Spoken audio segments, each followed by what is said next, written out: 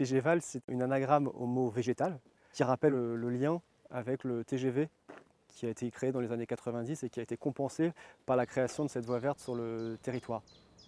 La TGVAL, sur l'ensemble de son tracé, va traverser tous les paysages caractéristiques du Val-de-Marne, depuis la plaine alluviale centrale très urbaine jusqu'au plateau agricole de l'Abri, en passant ici par le massif forestier de l'Arqueboisé sur le coteau de Limeil-Brévannes. Bonjour monsieur. Bonjour. TGVAL, c'est un projet qui a trois enjeux principaux. Un, les mobilités douces, donc comment se déplacer mieux au quotidien, autrement qu'en voiture pour rejoindre les transports en commun ou sa maison. Deux, c'est un rôle de corridor écologique dans la trame verte du territoire. Et trois, d'avoir de nouveaux espaces de loisirs dans le Val-de-Marne.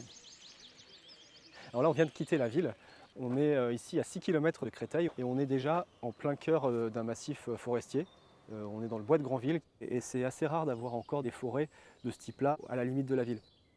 Le bois de Granville et plus globalement la forêt de Lagrange est l'espace le plus riche en termes de biodiversité du parcours. C'est dans ces milieux-là qu'on doit être le plus discret possible. Contrairement aux milieux urbains en ville où la page était blanche, on devait redessiner l'ensemble des espaces. Ici, on va plutôt composer avec la matière végétale telle qu'elle est, les cheminements qui préexistaient.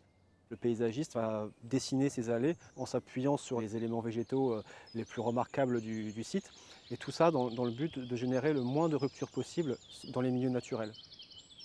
On traverse 8 villes, de Créteil à Santeny, pour un tracé qui fait 20 km au total. Je pense que la TGVAL sera une destination de week-end, de vacances, pour les loisirs, pour l'ensemble des franciliens.